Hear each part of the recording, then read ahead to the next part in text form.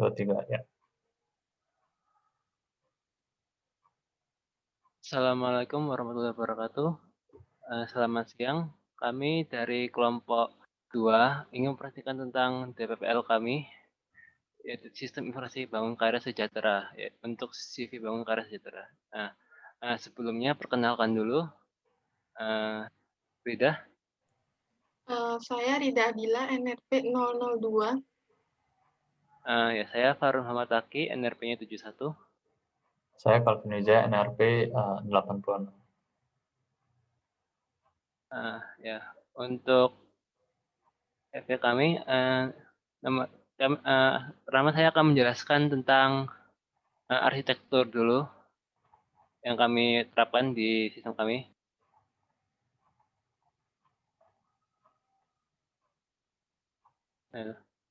Nah, jadi itu untuk arsitektur kita itu menerapkan MVC, itu artinya model view sama controller. Nah, apa itu? Jadi pertama itu model. Model itu merupakan datanya dari arsitektur tersebut. Jadi itu dia tuh kayak mempresentasikan data dari sistemnya itu. Jadi itu nanti datanya itu digunakan aplikasi nanti yang nanti bisa diproses sama controllernya nanti.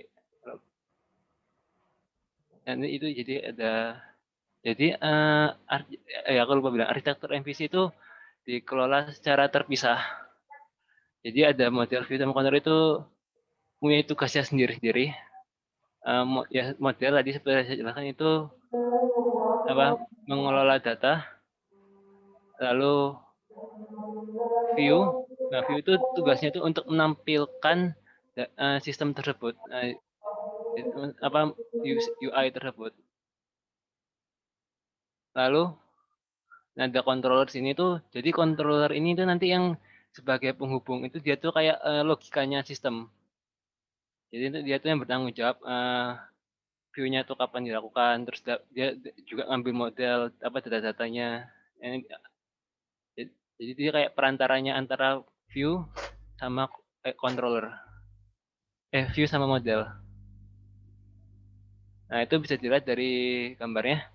Jadi untuk model itu pertama itu akan mensuplai data tersebut, yang nantinya akan diproses oleh controller. Nah, terus dari controller tersebut nanti akan memberikan update kepada view-nya itu, kelasnya view. Nah, basic kelas nanti view itu akan menerima user input atau ya interaksi user gitu. Dan nanti akan diproses ke controllernya nanti. Lalu nanti habis dari controller nanti akan dari misalnya usernya mau input data.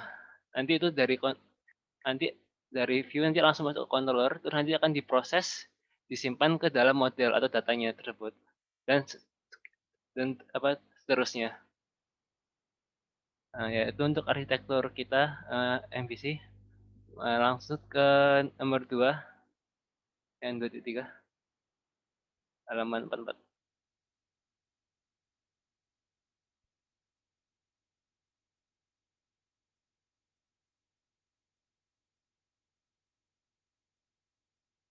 Ya, ini untuk strategi perencanaan perangkat kita ya. Kita ini karena kita menggunakan OOP, jadi itu kita menggunakan strategi bottom up. Nah, bottom up itu kenapa? Apa bottom itu? Jadi kita mulai membuat komponen dulu yang di tingkat paling bawah. Nah, jadi dari komponen tersebut kita selesaikan, kita cek dulu apakah ada bug apa enggak, bisa bekerja dengan baik atau enggak. Setelah bisa bekerja dengan baik, kita lanjut lagi ke tingkat yang lebih atas.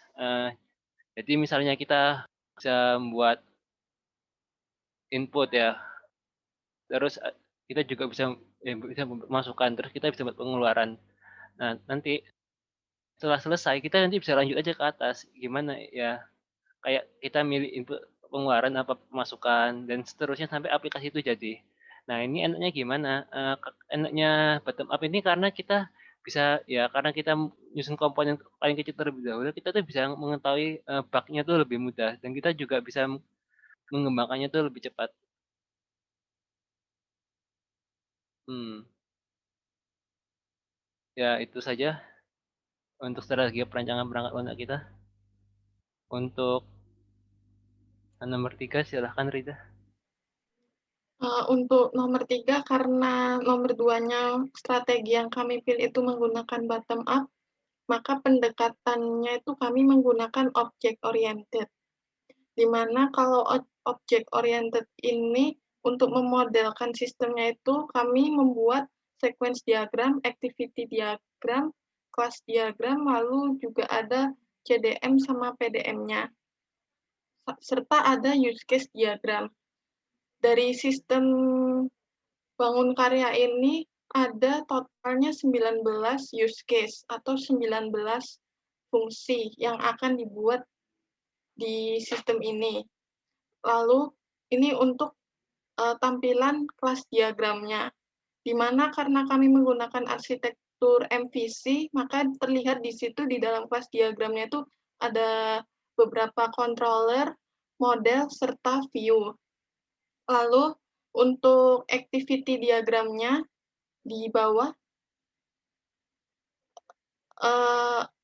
totalnya ada 19 activity diagram, serta sequence diagramnya juga ada 19.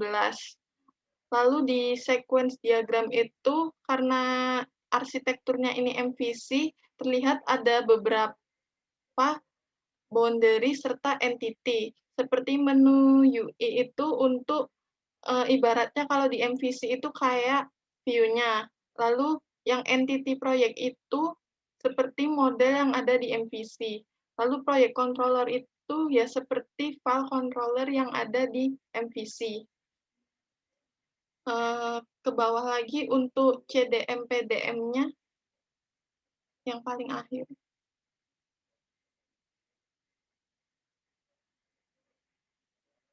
Ini adalah CDM untuk studi kasus ini, di mana di sini itu terdapat ada 6 tabel. Tabel yang pertama itu ada tabel users, di mana nanti itu ada role dengan admin dan role dengan guest biasa. Lalu ada tabel proyek yang berisi penjelasan tentang nama proyek serta lokasi proyek. Lalu ada tabel keuangan, di mana tabel keuangan ini dimiliki oleh setiap proyek yang sedang berjalan. Lalu di tabel keuangan itu dia ada tipenya. Tipe ini maksudnya berupa tipe dari bahan yang akan dilakukan untuk pemasukan dan pengeluaran. Contoh tipenya itu seperti material, inventaris, dan lain-lain. Lalu ada tabel pemasukan serta pengeluaran, di mana tabel pemasukan ini berdasar dari tipe yang didapat itu, lalu ada nama barangnya juga. Sama seperti tabel pengeluaran. Lalu nanti dari tiap tabel itu, di tipe akan dihitung total pemasukan dan total pengeluarannya, lalu di tabel keuangan juga akan dihitung total akhirnya atau saldo. Itu untuk metode pendekatannya, lalu ini PDM-nya tadi juga ada di sini. Selanjutnya akan dilanjutkan oleh Calvin. Di sini saya akan menjelaskan tentang prinsip-prinsip perancangan perangkat lunak yang kami gunakan. Di sini kita menerapkan abstraksi, cohesion dan coupling, dekomposisi dan modularisasi, enkapsulasi, dan pemisahan interface dan implementasi. Abstraksi yaitu kita menerapkan prosedur abstraction, itu contohnya pada saat user ingin menambahkan pengeluaran, sistem akan mengeluarkan form penambahan pengeluaran dan ketika user menekan tombol selesai, sistem akan otomatis menyimpannya. Proses-proses seperti penyimpanan dan penghapusan data tidak transparan kepada user. Lalu ada data abstraction, penerapannya adalah ketika sistem model view controller pada object-oriented programming. Lalu ada cohesion dan coupling. Pada sistem yang kita bangun, kita menggunakan functional cohesion. Itu diterapkan contohnya adalah ketika setiap data yang diakses digunakan fungsi tertentu, di mana fungsi yang ada dalam sistem tersebut dapat digunakan dalam fungsi lainnya, tanpa harus mengakses data dalam kelas yang ada. Lalu ada data coupling, yaitu ketergantungan antar modul digunakan passing data tanpa perlu diperlukan akses data lainnya. Lalu ada juga dekomposisi dan modularisasi. Di sini digunakan untuk pemecahan setiap modul sistem yang ada, yaitu modul proyek, modul neraca keuangan, modul pengeluaran, modul pemasukan, dan modul data transaksi. Setiap modul memiliki fungsionalitas yang berbeda. Lalu enkapsulasi dan pemisahan interface dan implementasi. Lalu saya akan menunjukkan implementasi desain pattern, model view, dan controller yang sudah dijelaskan. Di sini dapat terlihat model, mungkin agak buram. Saya akan tunjukkan di source code-nya nanti. Model di sini kita mengambil contoh pengeluaran. Lalu terdapat view. View di sini source code-nya untuk pengeluaran, juga pengeluaran. Lalu controller kita mengambil ya yang pengeluaran juga. Di sini saya akan menunjukkan demo langsung website yang telah kami buat. Misalnya di sini kita melihat bahwa di sini indeksnya untuk melihat data pengeluaran itu di source code-nya ada di bagian sini, view-nya indeks. Lalu data ini muncul karena controller mengirim data ke view ini. Data controller ini, yaitu indeks mengeluarkan semua data yang ada. Lalu untuk meng-create, kita juga bisa meng-create di sini. Misalnya pada tanggal 13, kategori misalnya inventaris, lalu meja. Yang lama sudah rusak, kita misal 120.000. Kita simpan, otomatis data akan tersimpan di sini. Itu pada view ini.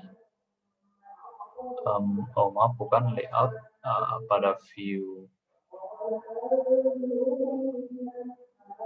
create yang menunjukkan form tadi, lalu akan di-store oleh pengeluaran controller di sini, akan dimasukkan ke database, dan jika kita mau menghapus juga bisa. Misalnya kita mau hapus ini, itu menggunakan controller method pada controller, yaitu method destroy.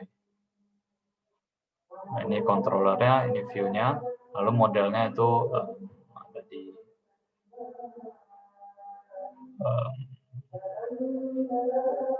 sini, pengeluaran, model pengeluaran. Seperti itu. Sekian presentasi dari kelompok kami, kelompok 2. Mohon maaf bila ada salah kata. Terima kasih.